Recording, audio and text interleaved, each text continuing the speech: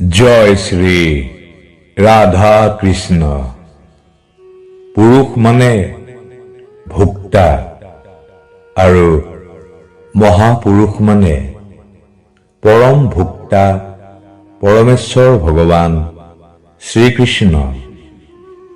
যি ব্যক্তি পৰমেশ্বৰ ভগৱান শ্ৰীকৃষ্ণৰ সমীপৱৰ্তী হোৱাৰ যোগ্য তেওঁক কোৱা হয় মহাপৌৰুষিক। কোনোবাই যেতিয়া মনোযোগ সহকাৰে উপযুক্ত বক্তাৰ পৰা শ্ৰীমদ ভাগৱত শ্ৰৱণ কৰে তেতিয়া তেওঁ অৱশ্যেই মুক্তিদাতা ভগৱান শ্ৰীকৃষ্ণৰ ঐকান্তিক ভক্তত পৰিণত হয়। শ্ৰীমদ ভাগৱত শুনাৰ ক্ষেত্ৰত মহাৰাজ পৰীক্ষিতৰ নিচিনা ঐকান্তিক শ্ৰোতা আৰু কোনো নাই, আৰু শ্ৰী ল সুখদেৱ গোস্বামীৰ নিচিনা শ্ৰীমদ ভাগৱতৰ সুযোগ্য বক্তা আৰু দ্বিতীয়জন নাই। মহাৰাজ পৰীক্ষিতে মুক্তি লাভ কৰিছিল কেৱল মাত্ৰ শ্ৰৱণৰ দ্বাৰা, আৰু সুখদেৱ গোস্বামী মুক্তি লাভ কৰিছিল কীৰ্তনৰ দ্বাৰা। লাইফ এণ্ড গড চেনেলটোলৈ সকলো ভক্তবৃন্দক স্বাগতম জনাইছো। প্ৰভু বাকে বিহাৰী সকলোৰে মংগল কৰক, কল্যাণ কৰক। মানুহ, গৰু, ছাগলী, গছ লতা এই সকলোবোৰ হৈছে জীৱ।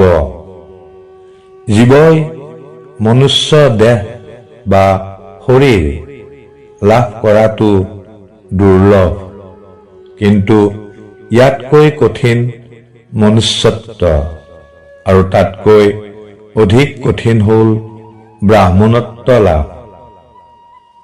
আমি যদি আজি পৃথিৱীলৈ লক্ষ্য কৰোঁ, সমাজলৈ লক্ষ্য কৰোঁ, তেতিয়া দেখিবলৈ পাম যে অধিক সংখ্যক মানুহৰ আজি মনুষ্যত্ব জ্ঞান নাই।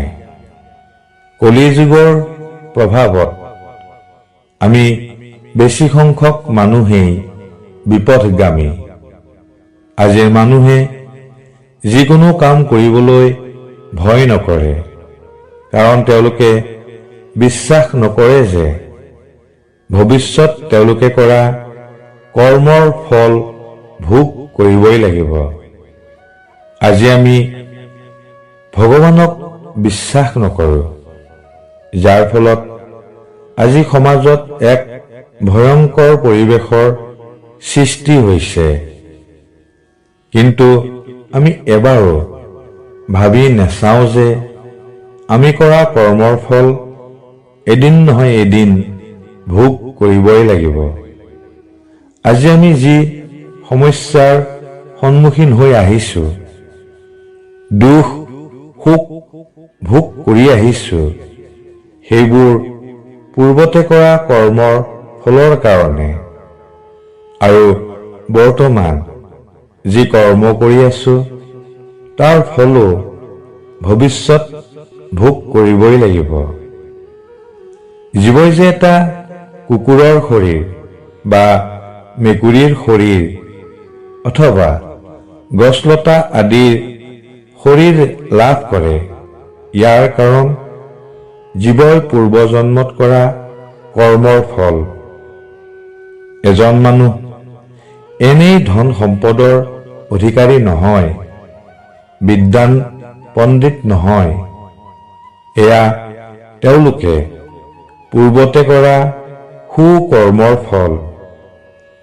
কিছুমান মানুহ ৰোগীয়া, দুখীয়া, দৰিদ্ৰ, ইয়াৰ কাৰণ তেওঁলোকে পূৰ্বজন্মত কৰা বেয়া কৰ্মৰ ফল।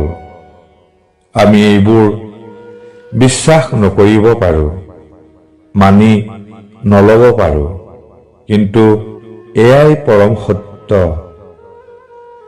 এই সকলোবোৰৰ মূল কাৰণ হৈছে মায়া। এই মায়া শক্তি বহুত প্ৰবল। মানুহৰ সমস্যা, দুখ, সুখ এই সকলোবোৰ মায়াৰ কাৰণেই সৃষ্টি হয়।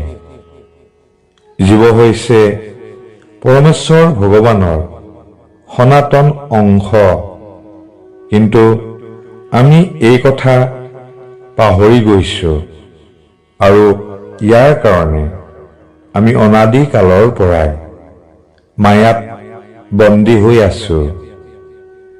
এই মায়াৰ কবলৰ পৰা বাহিৰ হৈ অহাটো বহুত কঠিন, যাৰ ফলস্বৰূপে আমি জনম জনম ধৰি নানা দুখ কষ্ট ভোগ কৰি আহিছো আৰু ভৱিষ্যতেও দুখ কষ্ট ভোগ কৰি থাকিব লাগিব। কিন্তু বুদ্ধিয়ক বিচক্ষণ মানুহে সদায় মানৱ জীৱনৰ চৰম উদ্দেশ্য সম্বন্ধে সচেতন হৈ থাকে। জড় জাগতিক আৱশ্যকীয় প্ৰয়োজনবোৰৰ কাৰণে কৰ্ম কৰাটোৱে চব কিছু নহয়। স্থূল জড়বাদৰ মূৰ্খতাৰ কাৰণে মানুহে জড় জগতত স্থায়ীভাৱে অৱস্থান কৰিব বিচাৰে আৰু এই অনিত্য জীৱনৰ প্ৰতি অধিক গুৰুত্ব দি দেহ আৰু দেহৰ সম্পৰ্কক লৈ সুখী হ'ব বিচাৰে। দেহৰ সম্পৰ্ক কেৱল এই দেহটোৰ মাজতে সীমিত নহয়, সি আত্মীয় স্বজন, স্ত্ৰী, পুত্ৰ, সমাজ, দেশ আদিৰ লগত সম্পৰ্কিত। কিন্তু দেহৰ মৃত্যুৰ লগে লগে এই সকলোবোৰ সম্পৰ্ক শেষ হৈ যায়। এই সম্পৰ্ক চিৰস্থায়ী নহয়। আমাৰ সম্পৰ্ক কেৱল ভগৱান শ্ৰীকৃষ্ণৰ লগতহে চিৰস্থায়ী, নিত্য। সেয়েহে দেহগত এই সকলোবোৰ সম্পৰ্ক আৰু এই সম্পৰ্কৰ পৰা সৃষ্টি হোৱা বাসনা, জড় জাগতিক ভোগ বিলাসৰ বাসনা ত্যাগ কৰি ভগৱত ধামলৈ উভতি যোৱাৰ বাসনা কৰাই আমাৰ কৰ্তব্য। ইয়াৰ বাবে ভগৱানৰ সেৱাত যুক্ত হ'ব লাগিব। সেয়েহে ভগৱান শ্ৰীকৃষ্ণক স্মৰণ কৰক, তেওঁৰ নাম জপ কৰক, প্ৰভু বাকে বিহাৰীৰ ওপৰত বিশ্বাস ৰাখক, আস্থা ৰাখক আৰু সুখী হওক। জয় প্ৰভু জগন্নাথ। হৰে কৃষ্ণ হৰে কৃষ্ণ হৰে কৃষ্ণ।